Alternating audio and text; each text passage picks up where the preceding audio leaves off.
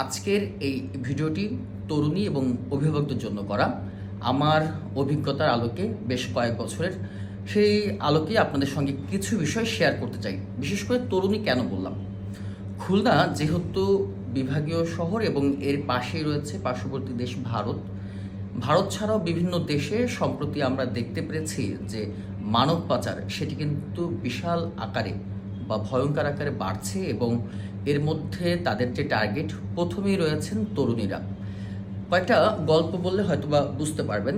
আমি সময় টেলিভিশনে কাজ করার সুবাদে এখন পর্যন্ত প্রায় পাচারের শিকার হয়েছেন কমপক্ষে 50 জন তরুণীর সঙ্গে কথা বলেছি এবং তাদের সঙ্গে কথা বলে যে অভিজ্ঞতাগুলো সেগুলো আপনাদের সঙ্গে সংক্ষিপ্ত আকারে শেয়ার করব। হয়তো বা খুবই অল্প সময়ের মধ্যে কিছুটা ধারণা আপনাদেরকে দিতে পারবো, যা হয়তো বা আপনাদের কাজে আসতে পারে।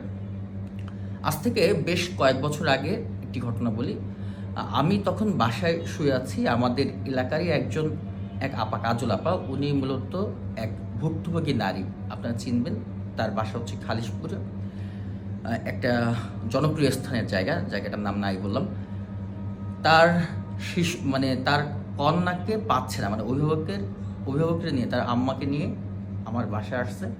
আসার পরে বিভিন্ন কথা বলার পরে খুব কান্নাকাটি, আমার হাতটা ধরে বলল, বাবা আমার মেয়েটাকে 28 দিন যাবৎ খুঁজে পাচ্ছে না। এবং এই ঘটনায় তিনি খালিশপুর থানায় একটা সাধারণ ডায়েরি করেছেন এবং বিভিন্ন জায়গায় র্যাব থেকে শুরু করে পুলিশ এবং যত জায়গায় সম্ভাব্য জায়গাগুলো তিনি খোঁজার চেষ্টা করেছেন। এবং কয়েকজনের সঙ্গে কথা বলে আমরা বুঝতে পারলাম বা নানা ঘটনার পরে তার মেয়ে একটা ছেলের সাথে সম্পর্ক ছিল, প্রেমের সম্পর্ক।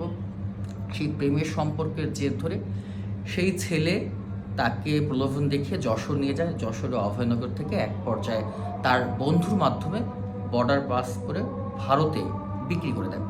এমন অসংখ্য ঘটনা রয়েছে। খুলনার হাদিস পার্কে বলি, নিরালা মোড়ে বলি, 7 নম্বর ঘাট বলি, 5 নম্বর ঘাট, বিভিন্ন এলাকায় একাধিক পাচার চক্র, যাদের কাজ বিভিন্ন ধরনের।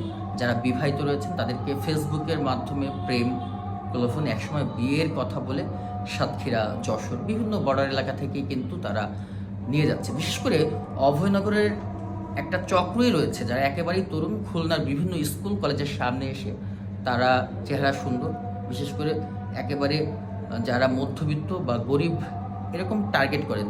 যেহেতু তাদের থেকে একটু এই ছেলেগুলো হ্যান্ডসাম দেখতে, তার জন্য তারা একটু তাদের থেকে লো কোয়ালিটির যে মেয়ে রয়েছে তাদের সঙ্গে প্রেম করার চেষ্টা করে এবং প্রেম করার এক পর্যায়ে বিয়ের আশ্বাস দেখিয়ে, যেহেতু তারা